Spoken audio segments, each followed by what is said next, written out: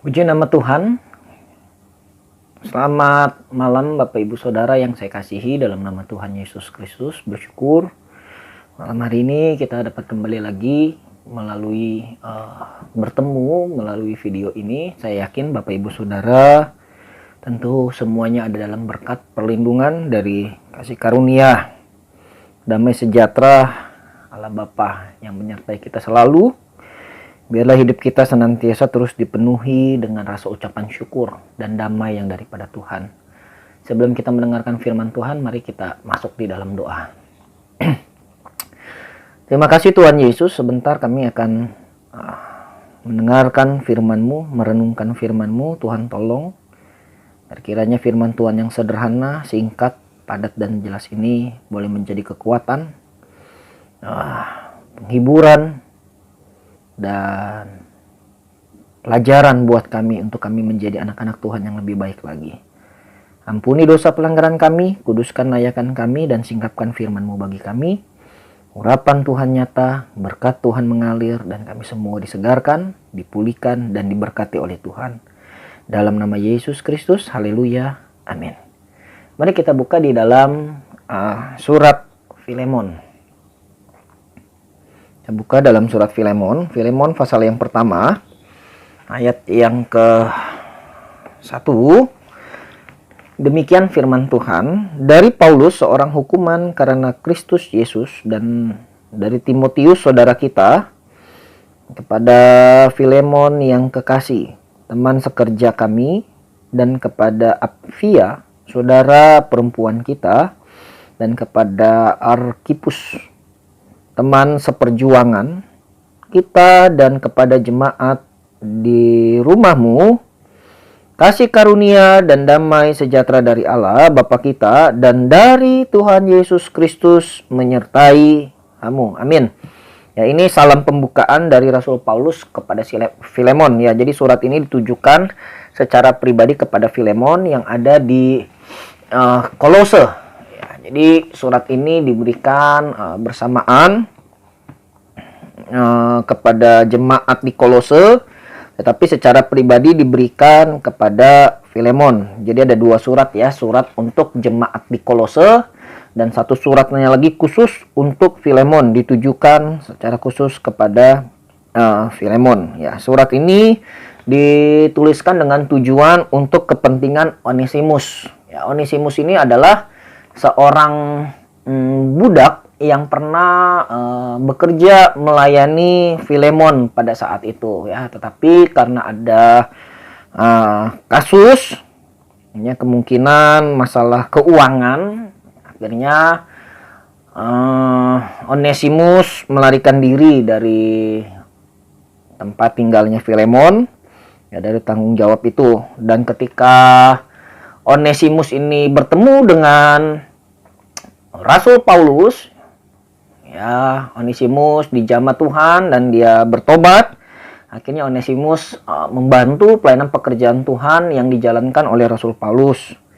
Ya, dan setelah Onesimus membantu Rasul Paulus, ya, dan tahu asal usul latar belakangnya Onesimus, akhirnya Paulus meminta Filemon yang sebagai tuannya untuk kembali menerima Onesimus ya. Nah, nanti kita akan pelajari dalam surat ini ya, luar biasa sekali. Memang dia tidak banyak ya, hanya satu pasal 25 ayat, tetapi pesannya ini sangat bermakna sekali buat kita ya. Kita bisa melihat dalam surat ini bagaimana sikap dari anak Tuhan, bagaimana sikap dari seorang pelayan Tuhan, bagaimana sikap dari orang yang sudah bertobat, menerima Yesus. Ya, kita lihat ciri-cirinya ya. Dan ini boleh menjadi filter bagi kita ya, sehingga kita dapat mengetahui orang yang sudah bertobat itu seperti apa sih, seorang pelayan Tuhan itu seperti apa sih ya, seorang gembala itu ya, seorang rasul itu yang diberikan mandat oleh Tuhan itu seperti apa sikapnya ya. Jadi surat Filemon ini kita bisa banyak mempelajari bagaimana kita sebagai anak Tuhan harus memiliki sikap ya, menyatakan kasih di tengah-tengah keadaan yang ada pada saat ini. Puji nama Tuhan. Kita kembali kepada pasal pertama, ayat yang pertama dari Paulus ya. Jadi jelas surat ini ditulis oleh Rasul Paulus ya, sekali lagi untuk kepentingan Onesimus, seorang hukuman ya, tidak seperti biasanya yang dikatakan dalam surat-surat Paulus yang lain ya. Di sini Paulus berkata bahwa dalam surat ini dia adalah seorang hukuman karena Kristus. Biasanya kalau dalam surat lain itu di situ dia katakan, misalkan contoh dalam surat Roma, dari Paulus hamba Kristus Yesus yang dipanggil menjadi rasul. Nah, itu ya, ada kata rasulnya di situ. Nah, dalam surat Korintus juga sama. Dikatakan oleh kehendak Allah dipanggil menjadi rasul Kristus Yesus. Dalam Galatia juga sama, ya, bukan karena manusia. Nah, dikatakan juga bukan oleh seorang manusia. Jadi dari Rasul Paulus, seorang rasul. Sekali lagi Paulus selalu menegaskan, menjelaskan bahwa beliau adalah seorang rasul. Seperti itu ya. Tetapi dalam surat Filemon ini, ya, dia tidak ada sebut bahwa dirinya itu rasul, ya, melainkan dia katakan dia seorang hukuman karena Kristus Yesus, ya. Jadi saya lihat di sini ya, ada tujuan yang nanti kita akan mengerti setelah kita membaca seluruh isi surat ini. Ya, kenapa Rasul Paulus tidak menyebut dirinya sebagai rasul, melainkan dia katakan sebagai seorang hukuman karena Kristus Yesus. Ya, dia meletakkan dirinya di paling bawah. Ya, dia tidak memakai atribut pelayanannya. Ya, dia tidak menyebut kerasulannya itu. Bapak Ibu Saudara, bukan berarti dalam surat-surat lain dia menyebut kerasulannya itu dia ingin menyombongkan diri ya. Jadi setiap surat itu ada maksud tertentu. Contoh kayak di Galatia, kenapa dia katakan sama di Korintus ya contoh ya, kenapa dia mengatakan bahwa dia adalah seorang rasul yang dipanggil menjadi rasul oleh kehendak Tuhan. Karena di sana ada beberapa jemaat yang meragukan panggilan Paulus, kerasulan Paulus. Oleh sebab itu dia menulis keatributannya dia dalam pelayanan itu. Nah, sedangkan di Filemon ini beda, case-nya, kasusnya beda ya, seperti itu. Oke, kita masuk ya dalam ayat pertama tadi, dari Paulus seorang hukuman karena Kristus Yesus. Jadi Paulus dihukum ini bukan karena melakukan dosa ya. Paulus ini dihukum bukan karena dia mencuri, bukan karena dia melakukan tindakan kriminal atau pidana, melainkan karena Kristus Yesus. Ya, jadi jangan sampai kita berpikir bahwa ketika kita sudah ada di dalam Tuhan, ketika sudah kita ada di dalam kebenaran firman Tuhan, kita melayani ya, Bapak Ibu Saudara, saya yakin ya, termasuk saya pribadi pun belum tentu kapasitas pelayanan saya ini seperti Rasul Paulus. Belum tentu.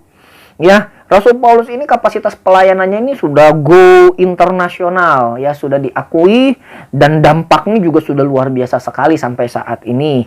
Ya.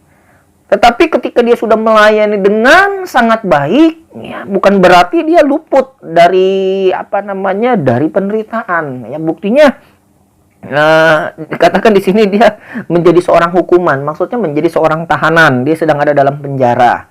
Ya, ketika dia ada di dalam Kristus Yesus, ya bukannya malah jadi enak, diberkati, ya punya rumah mewah, punya pengerja banyak, ya punya bawahan-bawahan hamba Tuhan yang terus melayani dia, ya dia punya mungkin kuda yang banyak dan sebagainya. Tidak seperti itu, justru dia malah menjadi seorang hukuman karena Kristus, ya menderita, bukannya enak malah menderita. Ya, jadi jangan kita gambarkan kita ikut Kristus, kita setia kepada Yesus Kristus, hidup kita enak terus, kelimpahan terus. Tidak, ya. Ada kalanya Tuhan izinkan kita ada di dalam penderitaan. Ya, ada kalanya kita mungkin merasa kok saya sudah setia, saya sudah sungguh-sungguh, kenapa malah dapat hukuman, kenapa dapat penderitaan? Ya, mengucap syukur saja. Rasul Paulus yang sudah kapasitas pelayanannya begitu luar biasa saja, dia mengalami yang namanya hukuman ya karena Kristus Yesus. Dan dari Timotius, saudara, kita tahu bagaimana pelayanan Timotius, anak didiknya Rasul Paulus, bagaimana Timotius melayani sebagai gembala jemaat dari jemaat di Efesus ya. Kita tahu pelayanannya luar biasa sekali. Tantangan yang dihadapi oleh Timotius, Paulus selalu memberikan motivasi, memberikan kekuatan. 2 kali Paulus menulis surat kepada Timotius ya, untuk memberikan kekuatan kepada Timotius. Dan kepada Filemon yang kekasih. Nah, ini dia. Tujuannya adalah kepada Filemon, teman sekerja kami. Ya, jadi Filemon ini tidak dianggap sebagai bawahan, tetapi sama, teman sekerja. Ya, kalau kita ingat di dalam 1 Korintus ya. 1 Korintus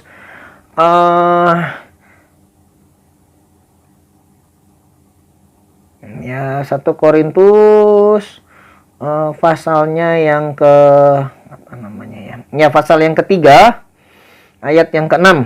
1 Korintus 3 ayat yang ke-6. Aku menanam, Apolos menyiram, tetapi Allah yang memberi pertumbuhan. Karena itu yang penting bukanlah yang menanam atau yang menyiram, ya, melainkan Allah yang memberi pertumbuhan. Baik yang menanam maupun yang menyiram adalah sama, dan masing-masing akan menerima upahnya sesuai dengan pekerjaannya sendiri. Karena kami adalah kawan sekerja Allah.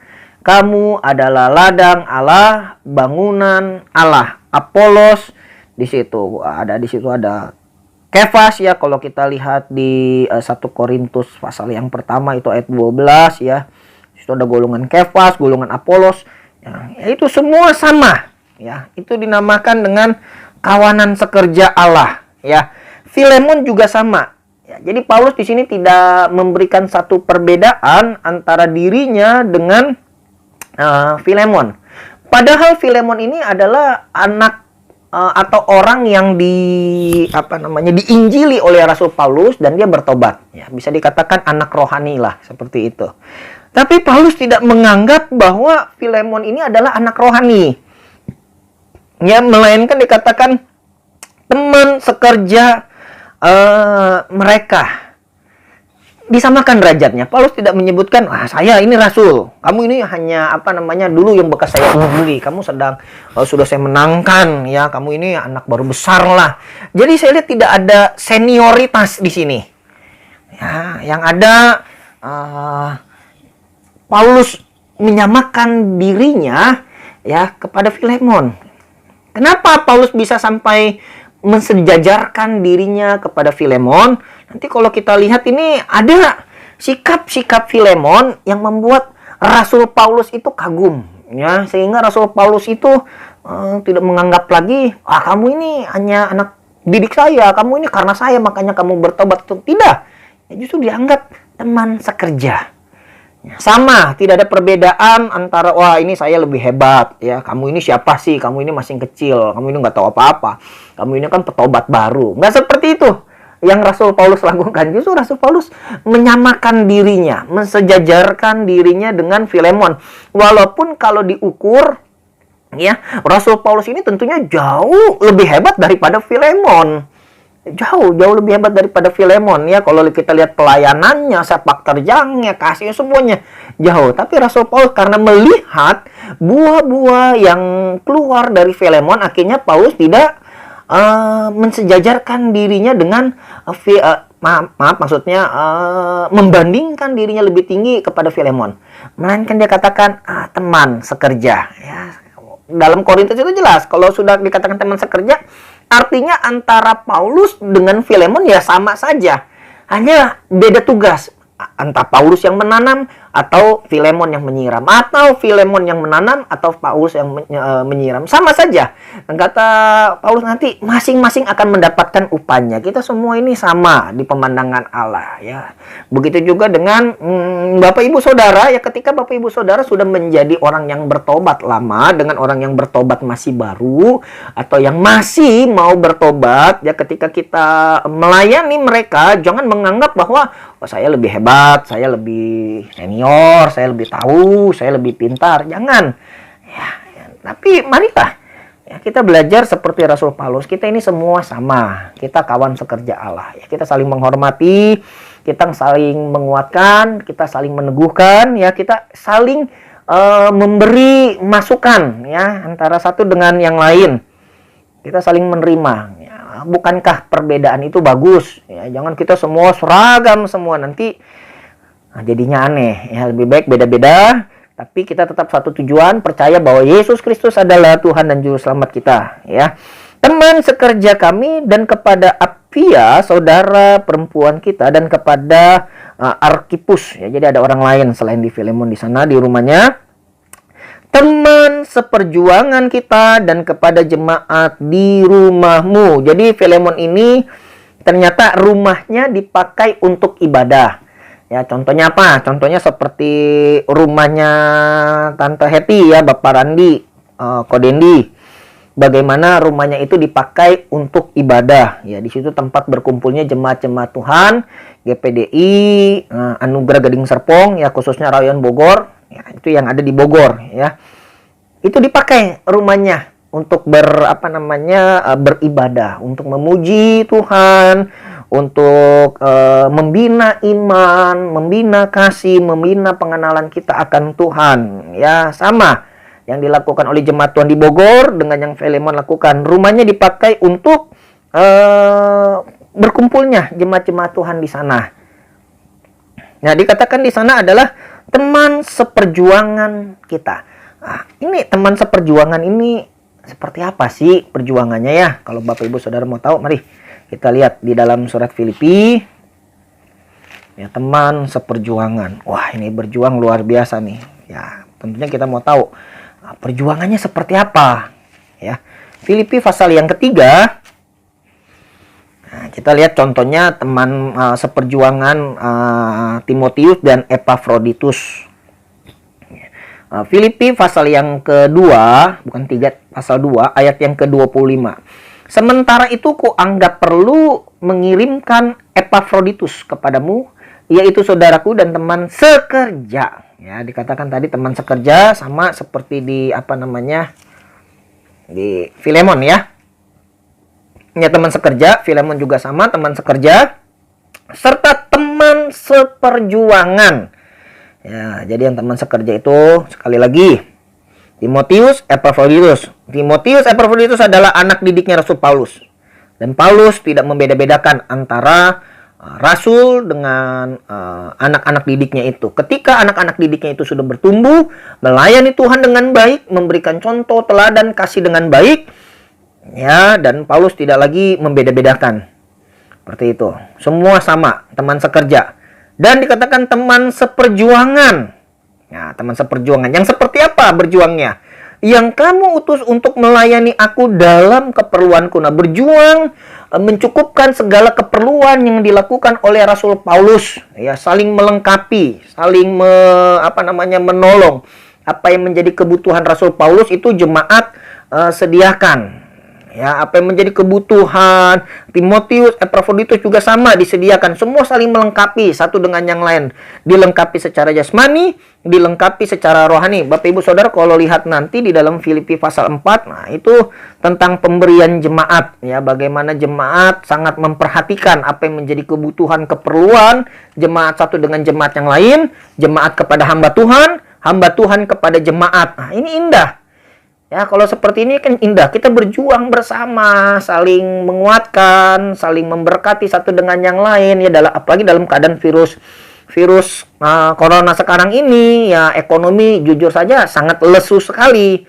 Mari kita sebagai jemaat-jemaat Tuhan yang ada di atas, yang sedang diberkati Tuhan, atau yang memiliki kelebihan, Ya, kita belajar dari jemaat mula-mula. Bagaimana mereka saling melayani, saling melengkapi keperluan satu dengan keperluan yang lain. Lalu perjuangan apa lagi yang mereka lakukan? Ayat 26. Karena ia sangat rindu kepada kamu sekalian dan susah juga hatinya. Sebab kamu mendengar bahwa ia sakit. Ya, bayangkan ya, sampai rindu, sampai susah hati. Karena apa? Karena sakit. Ya. Nah, sebab kamu mendengar bahwa ia sakit. Ya, memang benar ia sakit dan nyaris mati. Tetapi Allah mengasihani dia, dan bukan hanya dia saja, melainkan aku juga, supaya duka citaku jangan bertambah-tambah. Itulah sebabnya aku lebih cepat mengirimkan dia, supaya bila kamu melihat dia, kamu dapat bersuka cita pula dan berkurang duka citaku. Jadi sambutlah dia dalam Tuhan dengan segala sukacita, dan hormatilah orang seperti dia. Ya, hormati orang yang seperti itu. Karena apa? Karena sudah memperjuangkan hidupnya. Hampir mati, sakit pun tetap melayani, sakit pun tetap melakukan yang terbaik untuk pekerjaan Tuhan. Ya, karena mungkin Rasul Paulus terbatas, akhirnya Rasul Paulus kirimkan Epafroditus ini kepada jemaat supaya disambut, supaya dilayani, diurus, dijaga. Ya, kita menyambutnya, menerimanya itu, membantunya dengan segala sukacita. Jangan pas ngebantu itu ngedumel, ngebantu itu aduh duit saya habis, aduh nanti makan saya habis, aduh nanti saya, jangan, nanti ini saya, jangan begitu. Dengan sukacita kita harus bantu. Itu namanya seperjuangan, berjuang bersama-sama di dalam Tuhan, saling melengkapi. Saya ingat Tante Julia itu ya, Tante Julia itu pernah ngomong seperti ini kepada saya ya, aduh saya itu nggak bisa kalau ngeliat sampai gereja tutup ya, saya harus lakukan sesuatu, sedih saya kalau ngeliat gereja tutup ya. Itu namanya berjuang. Dia berpikir bagaimana caranya menjadi berkat supaya gereja itu tetap berjalan. Ini perjuangan. Bapak Chandra juga sama ya, dia juga berusaha berjuang waktu itu ya. Dan saya senang lihat ini. Ibu Lani juga sama itu ya. Waktu itu dia lagi buat apa itu kalau nggak salah di gereja. Ya, untuk sumbangan juga sama. Berpikir bagaimana kita berjuang. Ini dinamakan teman seperjuangan. Bagaimana bisa menjadi berkat. Bagaimana bisa menjadi dampak.